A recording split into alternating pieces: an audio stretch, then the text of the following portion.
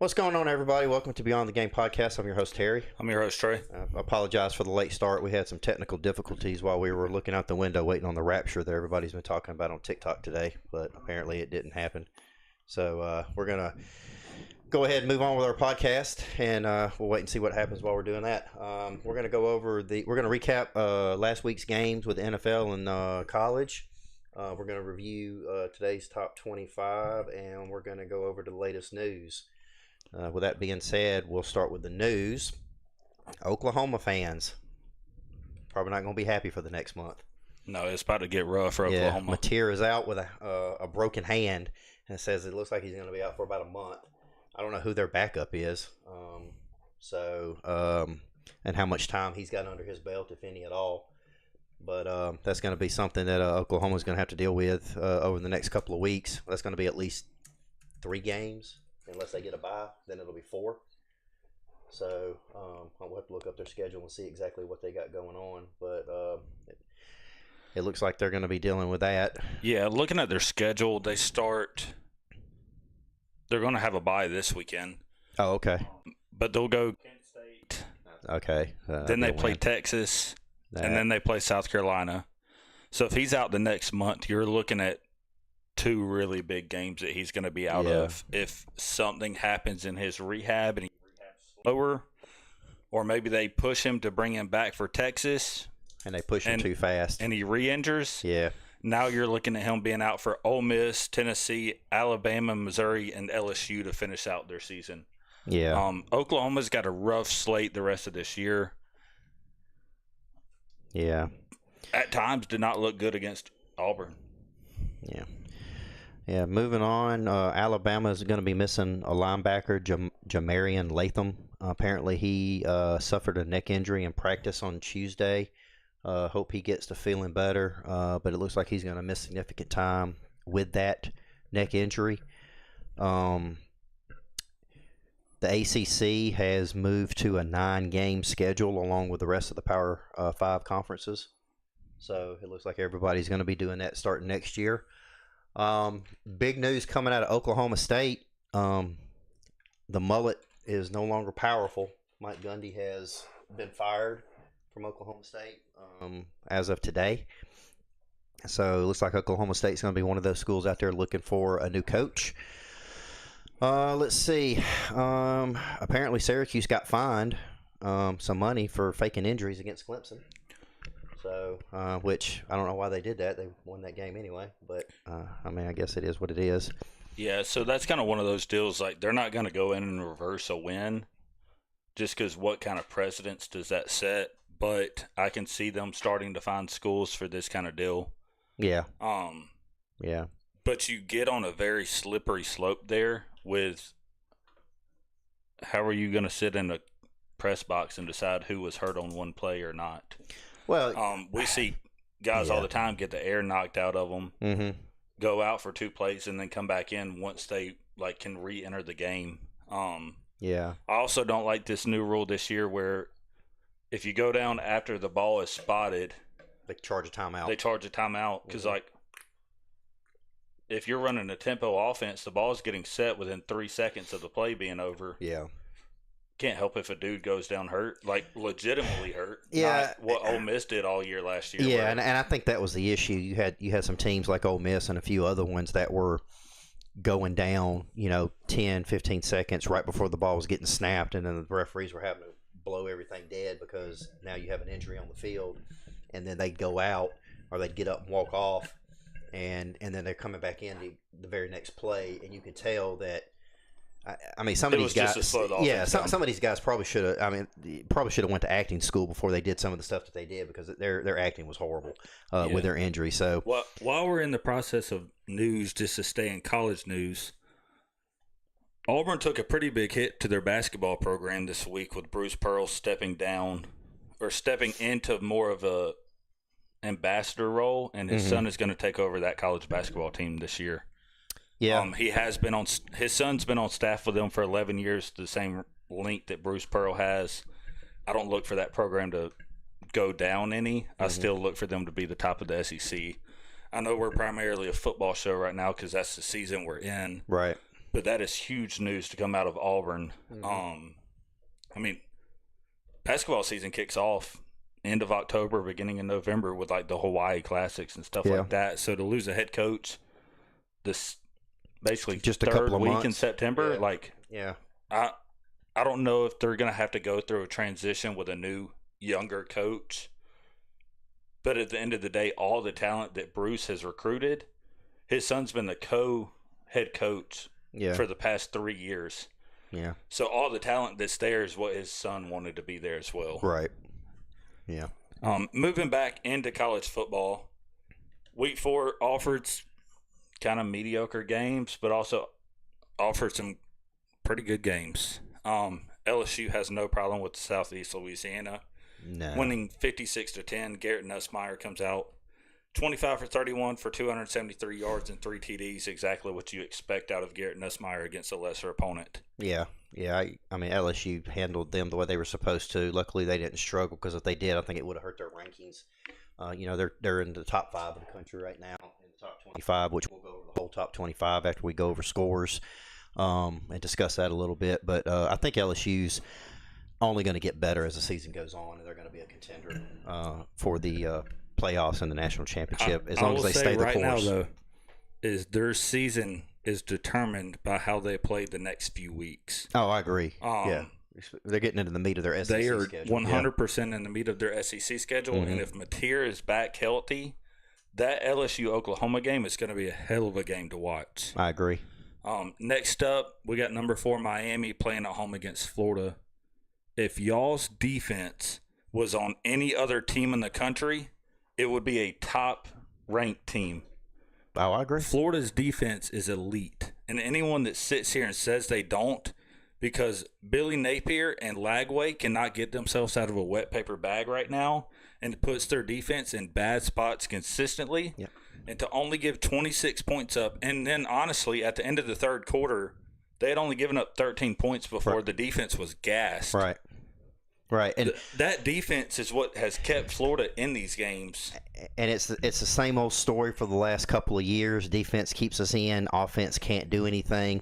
Nick Saban said it best. Watching DJ Lagway out on the field, his mechanics, his feet work, his throwing motion, his lack of working through his progressions, that is a show of either of a lack of practice on his part. It's a lack of development on his part, and it's a lack of coaching on Billy Napier's part, and the quarterback's coach part, and the offensive coordinator's part. And I hate to say it, Florida's season is probably not going to be more than 2 or 3 games winning this year. Mm-hmm. I think Billy Napier is not the answer. He has shown in these last years that he's been at Florida that he cannot develop a quarterback. The only reason he had the success with Graham Mertz that he had is because Mertz had already received good coaching coming out of Iowa. So I think that Florida is in for a long season, and I think Billy Napier needs to go. I honestly think Lagway is news coming out of Florida. Apparently, Lagway's back in a boot. That tells me that he's probably done for the year, which means he's probably going to transfer. And I don't know if Trammell is going to stay because of the issues that they're having right now. So Florida fans, get ready, because it's probably going to be an extremely, extremely shitty season for us. Yeah, and to be honest, like, I know Miami has went up in the rankings this week, but they don't look good. Mm-mm. Like, if Florida had an offense to keep them in that game, Miami doesn't win. Like, I agree. If Florida can at least keep the ball another 10 minutes to get the defense rest, we're talking about a 18-13 ball game maybe? Yeah. 14-13 ball game, somewhere in there. Yeah. Yeah, it's not a blowout, 26-7, which 26-7 really isn't a blowout. The score doesn't give justice to Florida's defense and how well their defense played. And I'm telling you right now, every college football coach that is watching Florida's defense play is scouring like vultures. Like, they're looking for this transfer portal coming up. These dudes are about to get picked off. Oh, 100%. Florida. Oh, I agree. And I'm sorry, but I think that when the transfer portal hits this fall, I don't know exactly what the date is. You're about to see a mass exodus. I think I think Florida's gonna lose a lot of players to other teams. This portal. If they don't, I will be extremely surprised. I'm not saying that they are going to transfer. There's no indication that anybody is going to transfer. This is just opinions. This is what a lot of other people are saying across the board who are in sports, talk radio, and doing podcasts and other shows. It's just the feeling that you get right now at Florida that they're in a very huge slump, and the only way they're going to get out of this slump is, one, to get rid of Billy Napier, and two, to get somebody in there that can develop a quarterback and can actually develop an offense to get Florida back to where they were, prior to, back when Urban and Steve were there. Because, let's face it, the last two great offensive coaches we had was when Urban was there and Dan Mullen was calling the offense, and when Steve was there. If I am the AD of Florida right now, who needs to be fired, by the way, this is the one way he saves his career with Florida. Yeah, Scott Strickland. Yeah, you're a horrible AD, by the way. Right now, at 2 a.m. every night, I would be sending John Gruden a "you up" text. Oh, yeah, at a minimum, among some other people. There's other people out there.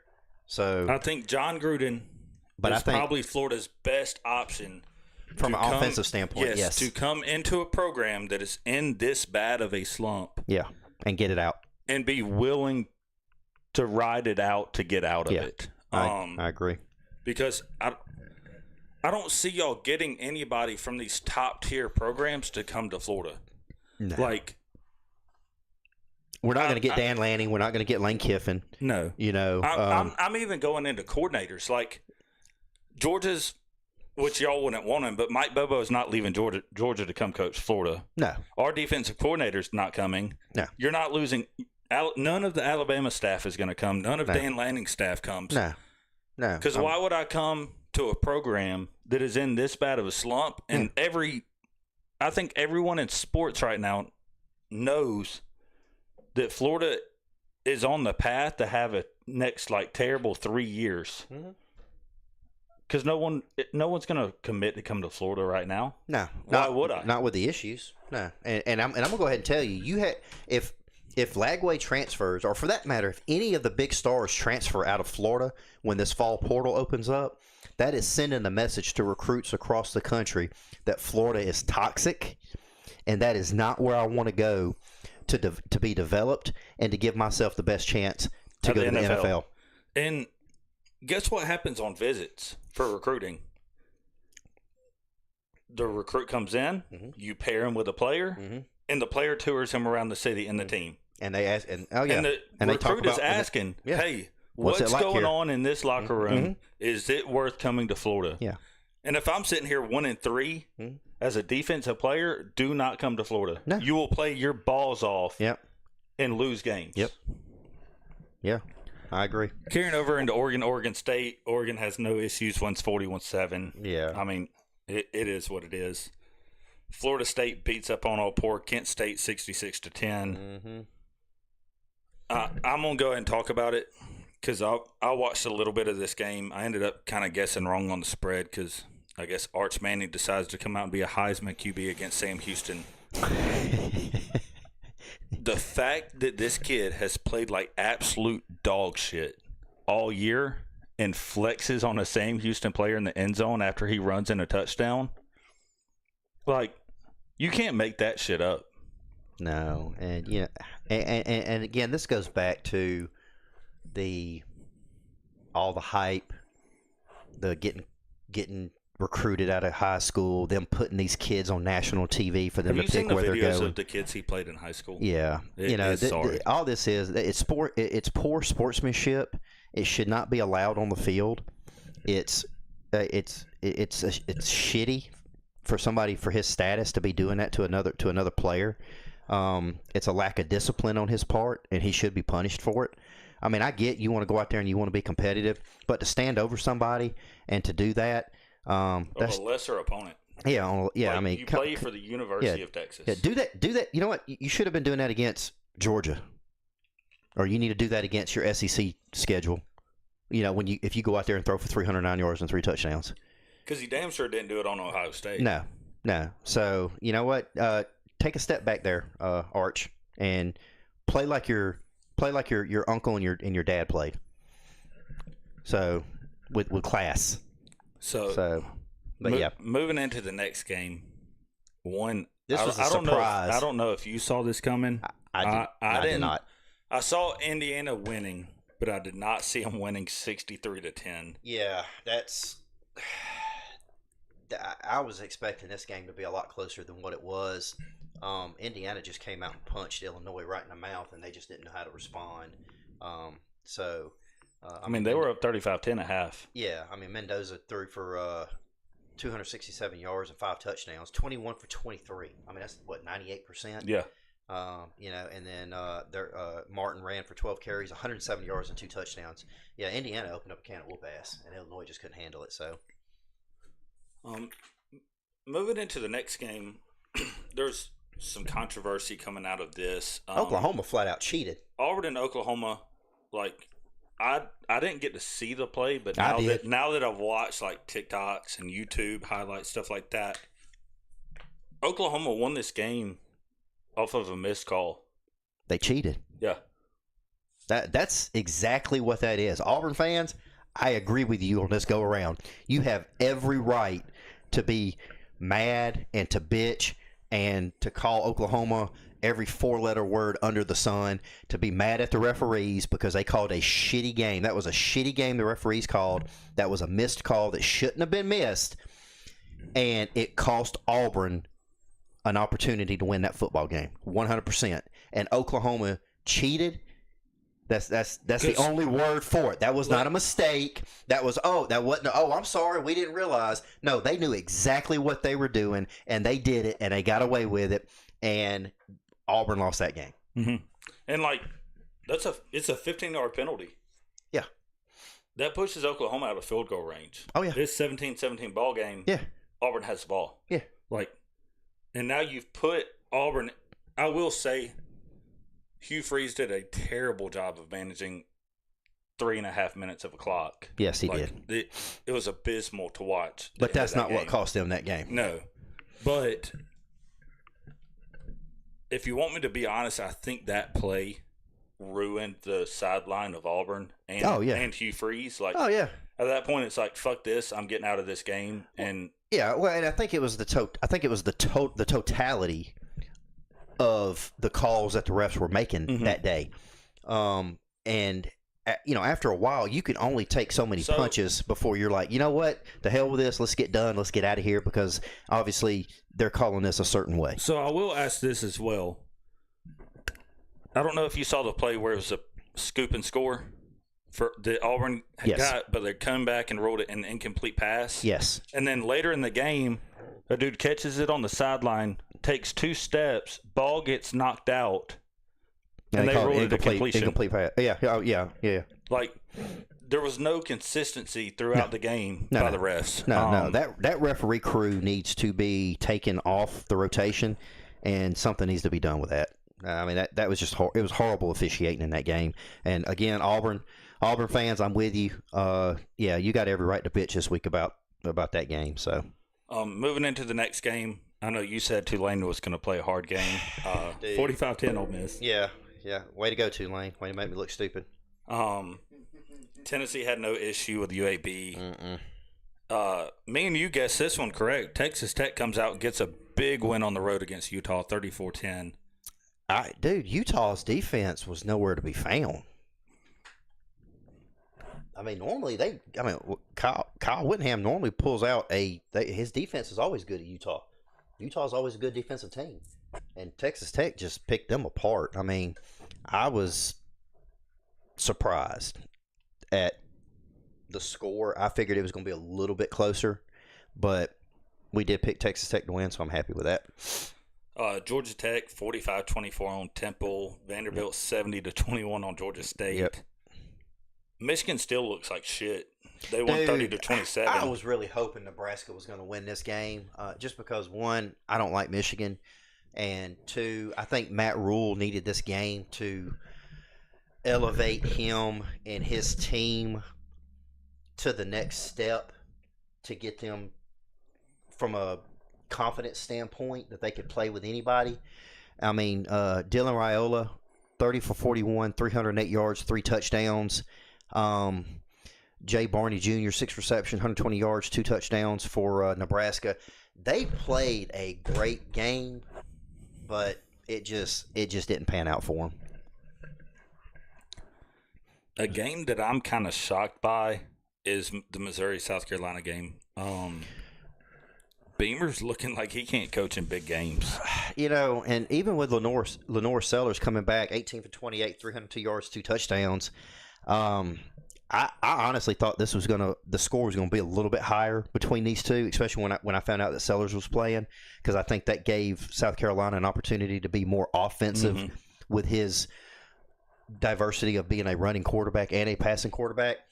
But yeah, I think South Carolina's got some issues that didn't show at the first part of the season, and now they've got to get those hammered out if they're going to be competitive. And Missouri Missouri keeps winning. You know, we're going to be talking about them in a couple of weeks too. I'm not sure what's the rest of their schedule. Yeah, the rest of their schedules: UMass, Alabama, Auburn, Vanderbilt, Texas A&M, Mississippi State, Oklahoma, Arkansas. So maybe Alabama and Texas A&M and Ole Miss are the 3 biggest games they got. Vanderbilt. And Vanderbilt, yeah, but I mean, Vanderbilt still. I want to see Vanderbilt play against Texas A&M or Georgia or LSU. Keep it close. I want to see Vanderbilt elevate. Yeah, and then I'll say Vanderbilt's a legit contender. Right now, I still don't think that they don't have the signature win under their belt right now to put them up on top. What was a signature win was them blowing South Carolina out 31-7. Yeah. But now that South Carolina is dropping games, now that win doesn't look good. Yeah. Yeah, I agree. Of course, moving on to Purdue and Notre Dame. Notre Dame gets their first win of the season. They beat Purdue 56-30. Brown for Purdue was 21 for 34 for 250 yards, 1 touchdown. Jordan Love, running back from Notre Dame, 19 carries, 157 yards, 2 touchdowns. That should be him every game if Notre Dame wants to win football games. He is still a Heisman hopeful as well. Yeah, I mean, every game they should be feeding. He should be running the ball 20, 25 times a game. I mean, it's just, and if they don't do that, then to every Notre Marcus Dame Freeman fan, needs to find another job. Oh, this is why we stayed ranked. You played Purdue. Yeah, well, and the other thing too is a lot of people are saying that if they don't win out, that Marcus Freeman may be looking for another job anyway. So, and to the final game of the top 25 for college football, we got Michigan State USC. Typical West Coast team. I don't care if you put up 31, I'm going to put up 45. Big win for USC, though. Yeah, and I think, you know, I'm not sure. I mean, Lincoln Riley's 4-0, and he needed to start off well this year. They need to have a good season for him to stay at USC. I just don't know if, based off of their schedule, even if they go undefeated, but once they get deep into the playoffs, when you play against a Georgia or Penn State or Ohio State, they can shut your offense down. Yeah, I just don't. I don't think that it's going to pan out very well for them. So, but we'll see. Moving into the AP Top 25, I think me and you have talked. We're going to try to cover this around week 4, week 8. Well, this week would be week 5, but after week 4, after week 8. And then into the playoffs and give kind of our projections of who we think is gonna be that buffer team. Right. Starting off, we got number 1 Ohio State. No surprise. Their signature win is starting to kind of look shitty too. They beat Texas. Texas drops 2 or 3 SEC games. Ohio State no longer has a signature win. Yeah. They got some big games coming up. Not to take away from them, but. Yeah. They need – whenever you play a number 1 or number 2 ranked team early in the season, if you beat them, you hope that they continue to win games to make that win even bigger. Yeah, you know, I think I think Ohio State's going to be number one for probably the majority of the next few weeks coming out of college football. Because I think with their schedule until they get to Penn State, which is what, in 2 weeks, 3 weeks, couple weeks, yeah, in 3 weeks or so. I don't really see them having or struggling with anybody. But here's the thing, though. I think you kind of have to start blowing some of these teams out and really showing how much the difference is between you and everybody else. Because if you're gonna look at what Oregon's fixing to do over the next couple of weeks, Oregon's fixing to embarrass the hell out of some people. And I think that in order for Ohio State to continue to stay number one, they're going to have to do the same thing. Into number 2 is Miami. Kind of expected this. Yeah. Didn't expect them to jump all the way to number 2. Just their win on Florida did not look good. It didn't. And does Miami play Georgia Tech this year? I don't believe so. In the regular season? I do know that they play Florida State on October 4th. Yeah, okay, so 3 weeks. Yeah. So I think for Miami, I think their next true test is going to be that Florida State game. If Florida State continues to do what they are doing. Florida State obviously is ranked number 8. So that's going to end up being a top 10 matchup, I think, if both of them keep continuing to win for that game. But I honestly think Miami's not really going to be challenged until they get to that Florida State game, and then afterwards, if it's them and Georgia Tech in the ACC championship game. Yeah, and while we're kind of in the ACC, I forgot to cover a pretty big game that occurred over the weekend. Syracuse beats Clemson. Yes. Yeah. Dabo, dust your resume off and update it. That's all I'm going to say about that. I don't... Just in my own opinion, I don't think he gets another job. He is the only coach right now that has failed to move into this new era of college football. He refuses to change his ways. Yeah, and I'll say this. If Sam Pittman leaves Arkansas and Dabo's available, Arkansas will reach out to Dabo. Now, will he take it? I don't know. And there's a couple other teams like USC. If USC gets rid of Lincoln Riley, I think they'll reach out to Dabo, just because he's a hot take, and we know he's going to bounce back at some point. He's not down.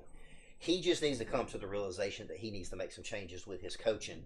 And Nick Saban said this last week on Game Day. He needs to change with the game, and then he will be okay. And if he does that, then Dabo will bounce back whatever school he's at. So, I don't. If the fit's not high profile enough for him, then yeah, I agree with you. He'll be sitting behind the desk with some people on game day next year, or maybe with ACC Network being a commentator and calling games, and then eventually he'll end up back in coaching.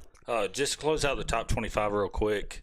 Number 3, Penn State. Number 4, LSU. Number 5, Georgia. 6, Oregon. 7, Oklahoma. 8, Florida State. 9, Texas A&M. 10, Texas. That closes out the top 10. They got some big games coming up in the next 3 weeks. Indiana's moved up to 11th. Texas Tech has moved up to 12th. Ole Miss has remained at 13. Iowa State has moved down to 14. Tennessee stayed the same at 15. Georgia Tech's all the way up to 16. 17, Alabama. 18, Vanderbilt. 19, Michigan. 20, Missouri. 21, USC. Notre Dame somehow moves up with beating Purdue to number 22. Because it's Notre Dame. 23, Illinois. 24, TCU. 25, BYU. And just real quick before we leave the top 25, just know that Indiana moved up 8 spots, which was the biggest jump of the week. And then the second biggest jump of the week was Texas Tech moving up 5 spots. So keep an eye on Texas Tech and Indiana and who they have to play. And if they continue to win, these could be our party crashers for the college football playoff. Yeah, and just for everyone out there that listens to this, Alabama will be out of the top 25 after this weekend, after Georgia dog stomps them. We're going to take a short break. When we return, we're going to be covering week 3 of NFL, which also had some pretty big upsets this weekend. Some good games and some not so good games. Big boy touchdowns. Yeah. When we get back, we'll discuss all of that, and we will go to break.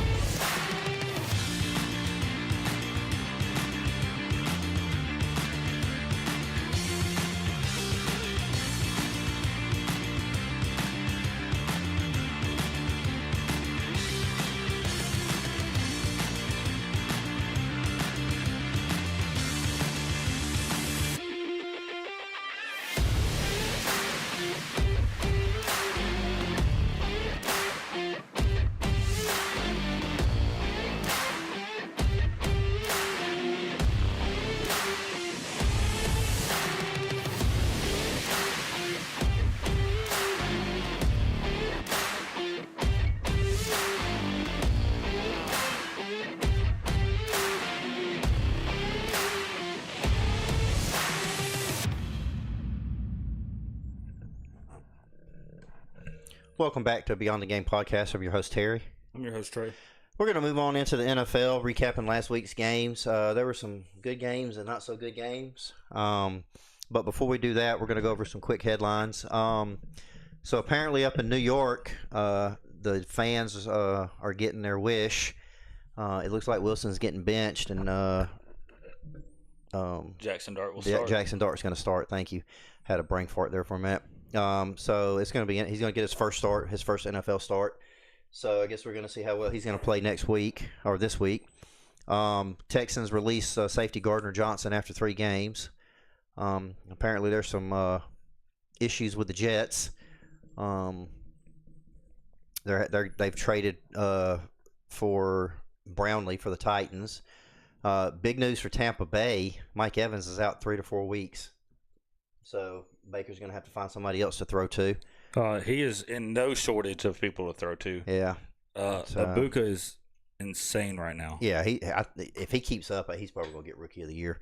And then McLaurin is looking for more opinions on his injury for Washington. Apparently he's not liking what he's hearing right now. So he's looking at getting a couple of other opinions so he can get back in and play him.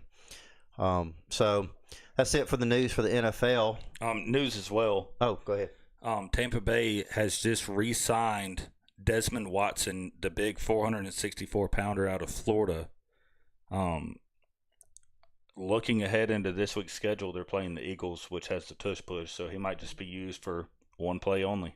Yeah, I know they were having some issues getting him below weight. There were several times where they were out there practicing, and all he was doing was out there walking, because I guess he can't practice at the weight he was at. But that's good news for Desmond. Desmond, for y'all who don't know Desmond Watson, he played for the University of Florida. He was a defensive lineman, great player at Florida, great defensive lineman. He's a big boy, and he's been trying his damnedest to get at weight so he can get out there on the field for Tampa Bay. So hopefully that'll work out for him. I'll be happy and excited to see him playing. Yeah, moving into the games of Week 3, Bills beat the Dolphins 31-21. A really good Thursday night football game. Yeah. Obviously, Miami's got some issues down there. But Josh Allen had a pretty good game, 22 for 28, 213 yards, 3 touchdowns. Cook ran for 108 yards on 19 carries and 1 touchdown. I think Buffalo right now is right where they need to be to continue to keep going the route that they're going to get them to a Super Bowl.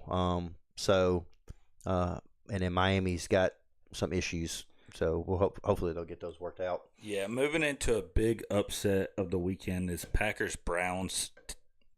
Browns won 13-10 and actually scored all 13 of their points within the last 4 minutes of the ball game.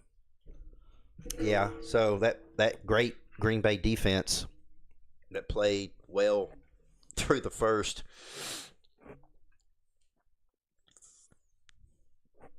3 quarters and all the way up to the last 4 minutes. 54 minutes. 54 minutes. I guess they just said, fuck it, we're not playing no more, and just let them go. So I didn't watch this game. I heard about the score, and it kind of blew my mind because I picked Green Bay to win this game, obviously. I thought Jordan Love was going to have a better game than what he did. 18 for 25, 183 yards, 1 touchdown. Judkins for Cleveland, 18 carries, 94 yards, 1 touchdown. Bad for Green Bay, good for Cleveland. Yeah, a game where I honestly thought Cam Ward had a potential to win his first NFL game. Danny Dimes comes out and throws for 228 yards on 18 for 25 pass attempts. For 1 TD, Jonathan Taylor has 17 carries for 102 yards, 3 TDs. Mm-hmm.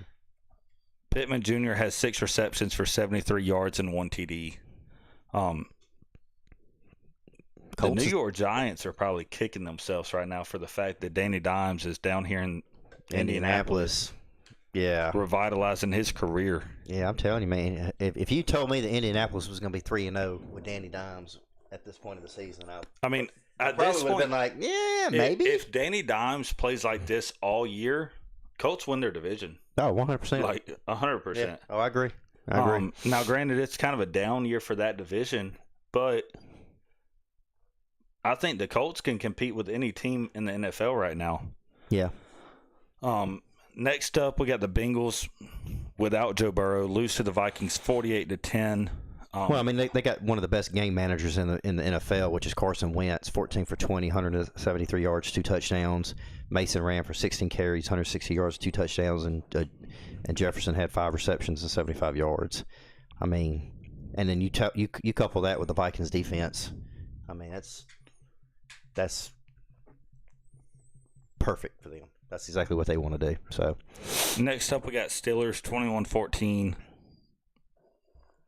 Shout out to our friend Evan, but his Steelers still don't look good. No. They're 2-0 in their division, but I mean, they did force 5 turnovers, and that's what helped them beat them. And with 5 turnovers, you would think that score would have been a lot better than it was.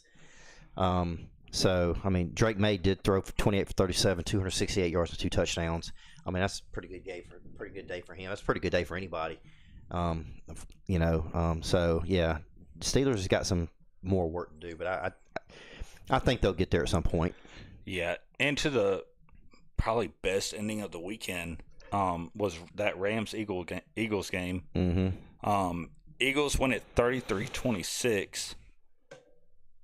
But if you saw how they got to that score, Jordan Davis runs back a blocked field goal on his second block of the day. Jalen Carter was also in on the first block. Mm-hmm. Insane ending to a game.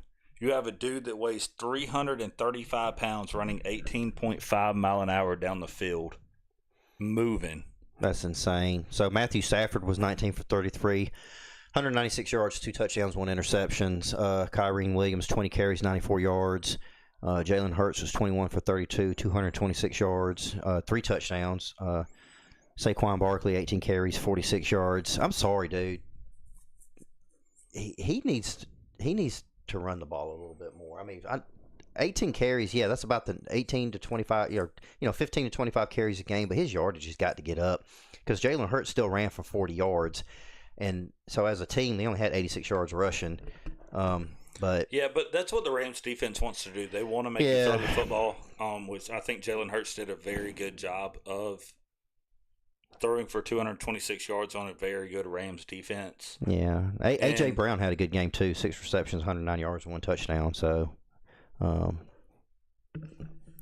another good, solid performance for him. Into the next game, Buccaneers beats Jets 29-27. The Jets had the potential to win this game on another blocked field goal. Yeah. That was returned for a touchdown. Yeah. Bucks are going to win their division this year. It's another down year. Saints are down, Panthers are down, and Falcons are all but dead. Yeah, Tyrod Taylor, 26 for 36, 197 yards, 2 touchdowns.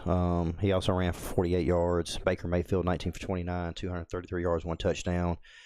Bucky Irvin had 66 yards rushing. Baker had 44. Emeka Ibeka, 6 receptions, 85 yards. Rookie of the year if he keeps up. Sterling Shepard, 4 receptions, 80 yards. Mike Evans, 4 receptions, 33 yards. But we know that Mike is out for a little bit now with an injury. Bucky Irvin also caught the ball 4 times at 33 yards. So New York is just a couple of plays away from getting that first win. I mean, and that's heartbreaking for them. But I think before it's over with, they're going to get their win, and it's nothing but up for them. So y'all just hang in there, Jets fans. Yeah, and Marcus Mariota carries the Commanders to a 41-24 win over the Raiders. Good day for Marcus Mariota, who is also kind of one of the travelers of the NFL and is a great game manager when you need him. Yeah, so he was 15 for 21, 207 yards, 1 touchdown. Jeremy McNichols, 4 carries, 78 yards, 1 touchdown. Mariota also ran for 40 yards and 1 touchdown. McLaurin, 3 receptions, 74 yards. Luke McCaffrey, 3 receptions, 56 yards. Zach Ertz, 3 receptions, 38 yards. He spread the ball around pretty good. Geno Smith, typical Geno Smith day, 19 for 29, 289 yards, 3 touchdowns. Ashton Jeanty, 17 carries, 63 yards. Geno spread the ball around. Trey Tucker had the most receiving yards, 145 on 8 receptions. Again, Las Vegas is one of those teams that's just 1 or 2 plays away from, having a better year than what they're having right now. They're 1-2.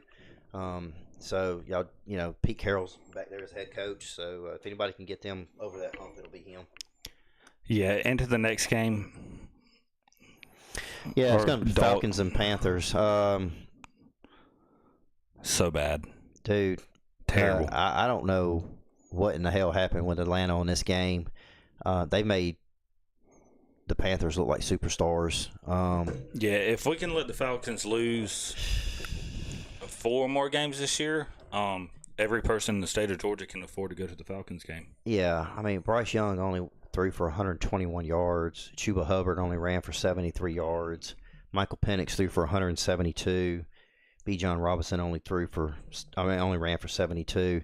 Michael Penix did throw 2 interceptions, obviously 2 turnovers. You can't turn the ball over. One of them a pick six. Yeah, and one being a pick six, exactly. I'm gonna say this right now, dude. Is horrible. The Falcons do not have a talent problem; they have a coaching problem, just like Florida. Yeah. This should be Morris's last year in Atlanta, and the fact that he is willing to go into a press conference and say, "Oh, we don't have a quarterback issue." Michael Penix got taken out of the game because the game was out of hand. The game's out of hand because we probably have the worst coaching staff in the NFL. Mm-hmm.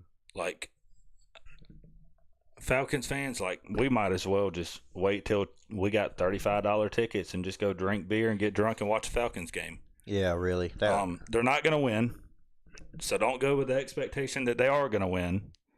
Don't even waste your time grabbing the white flag. Well, you can grab a white flag and wave it at the start of the first quarter because we're going to lose anyways. Yeah. Off my soapbox a little bit. We might as well go back to Kirk Cousins, to be honest.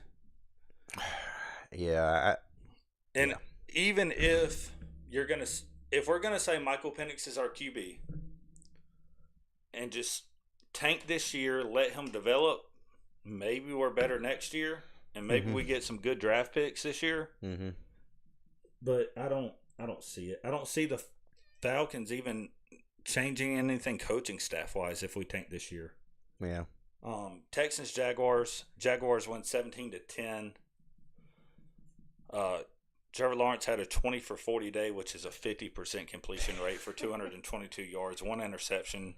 Yeah, he didn't even throw a touchdown. Travis Etienne carries the ball 16 times for 56 yards and 1 TD. Nico Collins for the Texans got 8 receptions for 104 yards for 1 TD. C.J. Stroud, 25 for 38, 204 yards, 1 touchdown, 2 interceptions. Nick Chubb ran it 9 times for 38 yards. I don't know. Yeah, it looks like it's like almost like a few of these teams, people were just asleep. Yeah. Just kind of going through the motions, you know. I mean, and it's early.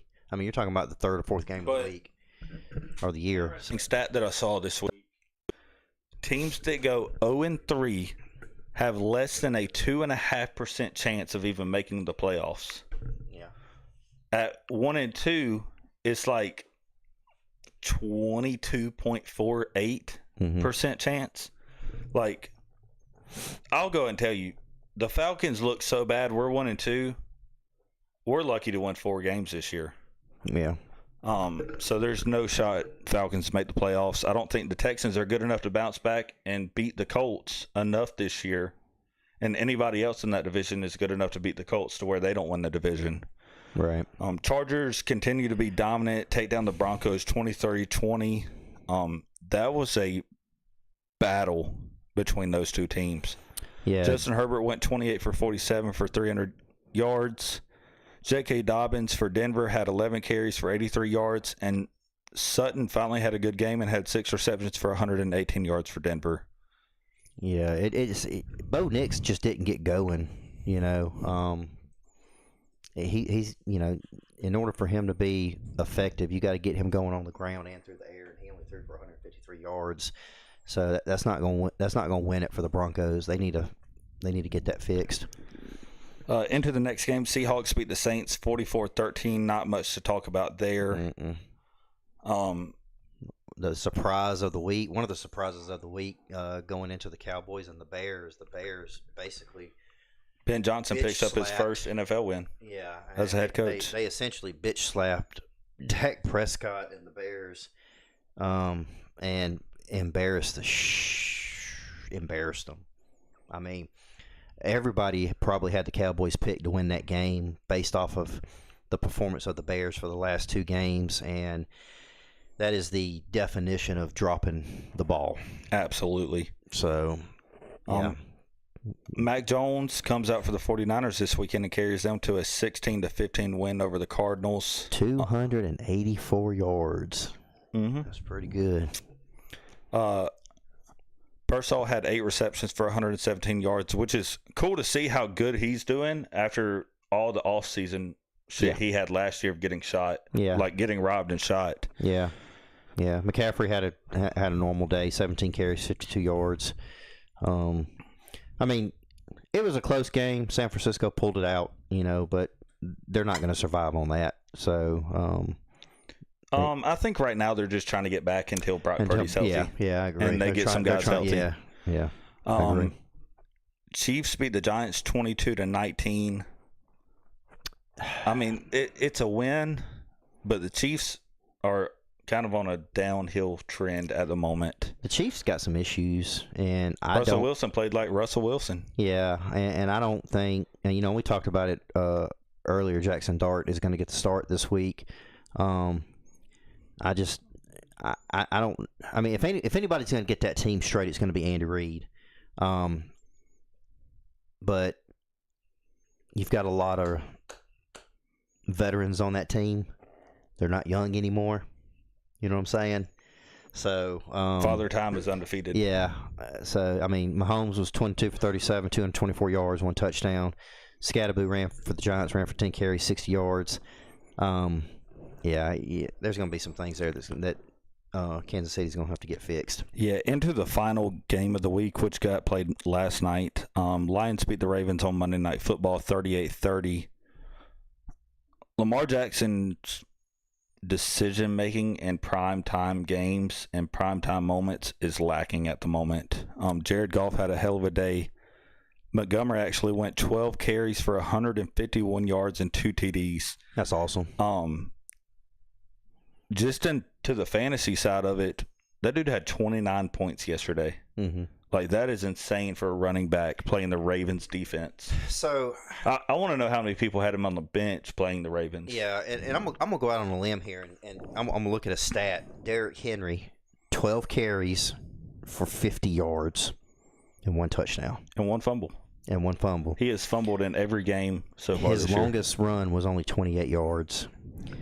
In order for Baltimore to be successful, he has got to run for at least 70 yards or more a game and be more of a threat to take the pressure off Lamar Jackson so that Lamar doesn't feel like he has to go out there and win the game every night. Mm-hmm. So if anything needs to be fixed in Baltimore, it's their rushing game right now. But interesting games this week. We have a big slate coming up this weekend for both college football and NFL, which we will be discussing on Thursday if everyone could tune back in.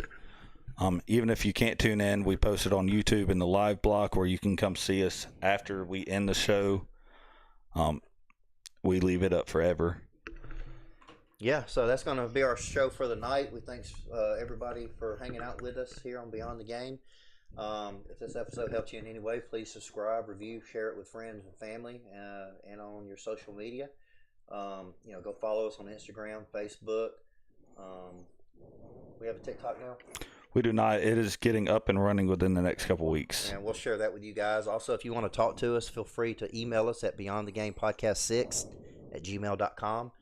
We try to respond to everybody within 24 hours if we can. Feel free to send us an email with some suggestions, comments, concerns, whatever you have. And with that being said, we will see you guys Thursday night as we review and get ready for this weekend's games. Y'all have a good night. I will say this on a Tuesday, Alabama sucks and go Dogs. Good night, everybody.